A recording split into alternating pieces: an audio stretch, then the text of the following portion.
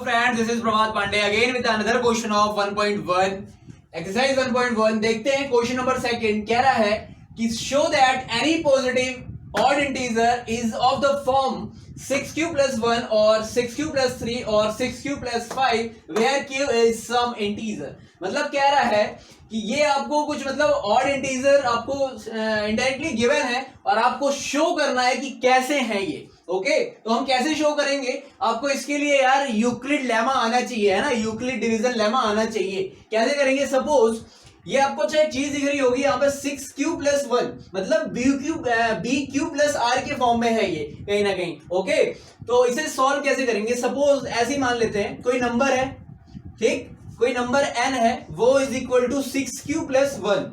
Okay कोई दूसरा number है n2 is equal to 6q plus 3 और n3 मान लेते हैं क्या 6q plus 5.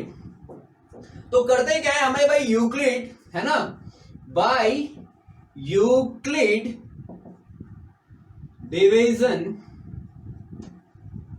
लेमा हमें क्या पता है कि a इज इक्वल टू होता है bq प्लस r, जहां पे क्या होता है 0 बड़ा होगा या बराबर होगा r के और b हमेशा r से बड़ा होगा.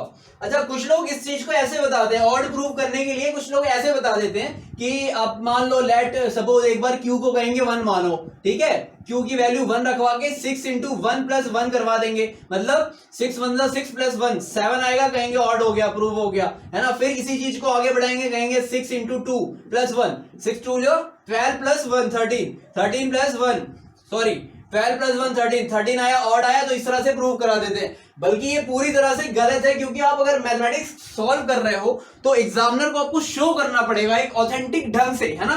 तो ऑथेंटिक ढंग क्या है आगे हम बात कर रहे हैं, तो इस तरह से आप लोग कतई मत करना. ओके जो मेन तरीका है उसका वो हम देख रहे हैं कैसे करना है. तो सपोज किया हमने ये हमने ऐसे वैसे ही माना, तो ये भी हमने देखा by Euclid division lemma this one. तो अब इस फॉर्म में इसे करते हैं. अच्छा मैंने आपको इंट्रोडक्शन पार्ट में एक चीज बताई थी कि अगर कोई नंबर n है और हमें इसे फाइंड करना है और मैं सपोज b को क्या डिवाइजर होता है तो इसे 6 से डिवाइड कर रहा हूं और यहां पे हमें q पता है और हमें रिमाइंडर इसका पता हो सपोज 0, ठीक है. तो अब मैं पूछूं कि इसके कितने रिमाइंडर पॉसिबल हैं, ठीक है, कितने रिमाइंडर पॉसिबल है, तो आप कहोगे इससे छोटा होगा रिमाइंडर, मतलब इससे छोटे जितने भी आएंगे वो सारे पॉसिबल है. मतलब जो पॉसिबल रिमाइंडर है मैं यहां लिख सकता हूं क्या भाई, पॉसिबल रिमाइंडर जो होंगे इसके वो होंगे, एक तो 1 हो जाएगा, 0 हो ही गया, 1 2 3 4 और 5 ये इसके पॉसिबल रिमाइंडर है, ठीक. तो अब इसी को अगर मैं कहूं, अगर एक एक करके वैल्यू पुट करूं और इसे आगे सॉल्व करें, तो जब where r is equal to 0 तो ये इक्वेशन कैसी बनेगी, ये वाली कैसे बनेगी. सो a इज इक्वल टू क्या हो जाएगा 6q प्लस 0.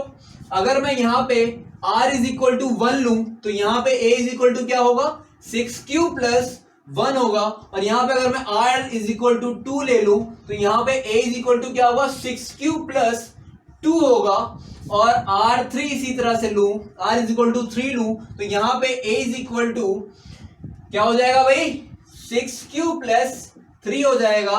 और अब मैं इसे पॉसिबल रिमाइंडर जो है इसे मिटा दूं अगर, और यहां पे लिखूं r इज इक्वल टू 4 लूं तो यहां पे a is equal to 6q plus 4 और r5 is equal to a बराबर, जब r बराबर 5 तो a बराबर क्या 6q प्लस 5.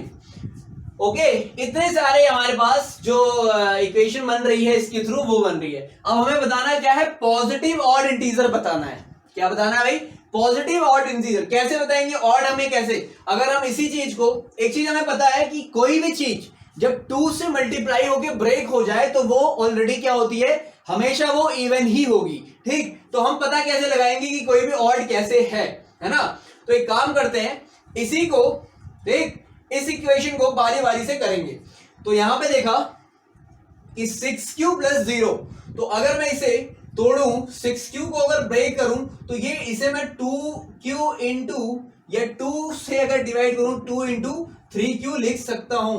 मतलब ये 2 से ब्रेक हो गई, मतलब ये क्या है भाई, इवन होगी।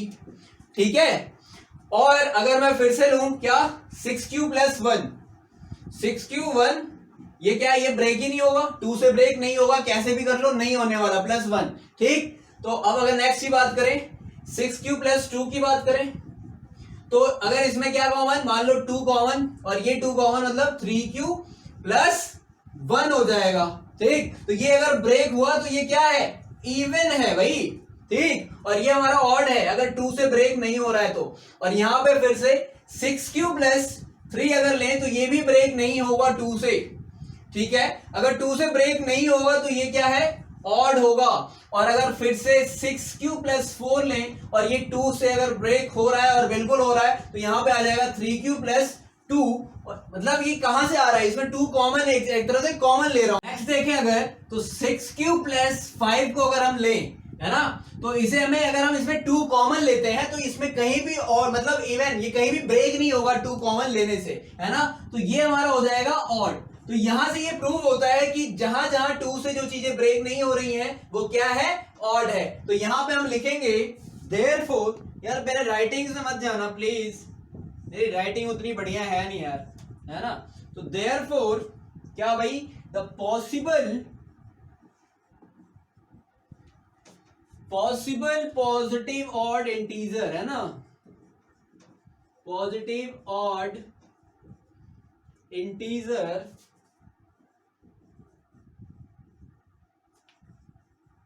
will be, या will be ना लिख के is of the form, ये भी लिख सकते हो, फॉर्म क्या हो जाएगा, कितने इवन आए, ऑड आया भाई, 6q प्लस 1 और हमारा 6q प्लस 3 और हमारा 6q plus 5। q is some integer, है ना, यहाँ पे जगह नहीं है यार उसके लिए, सॉरी, आप ये लिख देना where q is some integer। तीसरा क्वेश्चन देखेंगे हम। The question is saying an army contingent of 616 members is to march behind an army band of 32 members in parade. The two groups are to march in the same number of columns in which they can march. तो इसमें question क्या कह रहा है, एक army contingent है 616 members का और वो कह रहा है उसे मार्च करना है एक आर्मी बैंड के पीछे जिसमें 32 मेंबर्स हैं, तो एक परेड में। ओके, तो कह रहा था 2 groups are to the march in the same number, इसमें 2 ग्रुप्स हमें बनाने पड़ेंगे या 2 ग्रुप्स को सेम नंबर ऑफ कॉलम्स में मार्च करना है, इन विच दे कैन, है ना, इन विच दे कैन मार्च, जिसमें वो मार्च कर सके। तो यार इसमें सबसे पहली चीज कह रहा है मैक्सिमम नंबर ऑफ कॉलम कितने हो सकते हैं जिसमें वो मार्च करेंगे, 2 ग्रुप्स हमें बनाना होगा। इसके लिए क्या करेंगे, मैक्सिमम नंबर ऑफ, मतलब हाईएस्ट कॉमन चीजें क्या है इसमें, है ना, कॉमन क्या है, तो उसके लिए हम करते क्या है, एचसीएफ निकाल रहे होते हैं। तो एचसीएफ अगर हम किसका निकालेंगे, इन मेंबर्स का और इन मेंबर्स का, तो यहां पे लिखें maximum number of, maximum number of groups in which, groups in which they can march, ये हमें नहीं पता है ना, तो यही हमें निकालना है। इसके लिए हम सबसे पहले एचसीएफ निकालते हैं। तो होता है क्या है, 616 और 32, इसमें जो ग्रेटेस्ट होता है उसी को हमें क्या करना होता है, डिवाइडेड मान के आगे सॉल्व करते हैं। तो ये क्या है भाई, 616 और हमें डिवाइड करना है 32 से। तो 32 से जब हम इसे डिवाइड कर रहे होंगे तो 32 1 टाइम्स जाएगा 32, और यहाँ पे 11 माइनस 2 इज इक्वल टू 9, और यहाँ पे 2 आ जाएगा और यहाँ पे 6 आ जाएगा। और ये कितने टाइम्स जाएगा, अप्रॉक्स 9 टाइम्स जाना चाहिए। 9 2 जा 18, 1 कैरी, 9 3 जा 27 और 1 28 आएगा। और यहाँ पे हमें जब हम इसमें से माइनस करेंगे तो 16 माइनस 8 इज इक्वल टू 8, यहां पे बचेगा 8, यहां पे 0 और यहां पे भी 0। और अब यहां पे एचसीएफ निकालना था तो सेम प्रोसेस, इसको यहीं रखेंगे और 32 को आगे ले जाएंगे। तो 32 यहां पे इसे जब डिवाइड करेंगे तो 8 4 जा 32 होगा और ये पूरी तरह से कैंसिल हो जाएगा। तो हमें यहाँ पे अगर इसी चीज को, मतलब ये एचसीएफ इसका क्या आया भाई, 8 आया। क्या आया, जो एचसीएफ आया, कल मैंने बताया था आपको, जो लास्ट क्लास हुई थी उसमें हमने देखा था कि जो लास्ट डिवाइजर होता है उसी को एचसीएफ कहते हैं। अगर हम इसे बाय यूक्लिड, है ना, बाय यूक्लिड लेमा, ये थोड़ा सा कंजेस्टेड हो रहा है, आप लोग देखना इसे ध्यान से। यूक्लिड लेमा वो हमने सीख रखा है क्या होता है, 0 से रिमाइंडर या तो बराबर होगा या तो बड़ा होगा, और जो बी होगा वो ऑलवेज क्या होगा, रिमाइंडर से बड़ा होगा।